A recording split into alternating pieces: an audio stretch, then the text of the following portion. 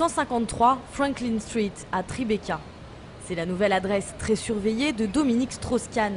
Une maison particulière de 4 niveaux, réaménagée de fond en comble et à prix d'or par cet architecte en 2008. La partie visible de la maison a été construite en Italie par des artisans de tradition italienne. Tout a été acheminé par bateau et installé ici, à New York.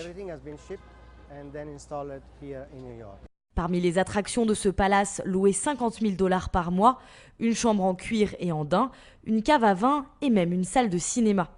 Ici, tous les meubles sont sur mesure, comme dans cette cuisine attenante au salon. Ce sont des panneaux en bois sombre du Wenge. Ils peuvent s'ouvrir ou se fermer et transformer la cuisine en un cube complètement séparé du salon.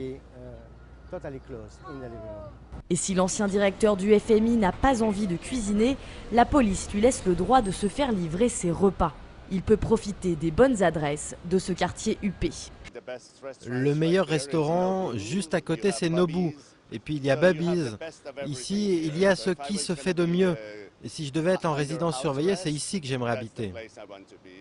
Tribeca, un refuge pour Dominique Strauss-Kahn, un bazar médiatique et policier pour ses voisins. Cet élu local est venu dire ce qu'il pense devant les caméras.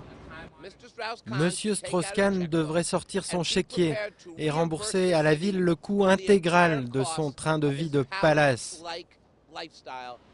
De cette prison dorée, Dominique Strauss-Kahn n'a le droit de sortir que sous escorte policière pour voir ses avocats, aller au tribunal, se rendre à un office religieux ou en cas d'urgence médicale.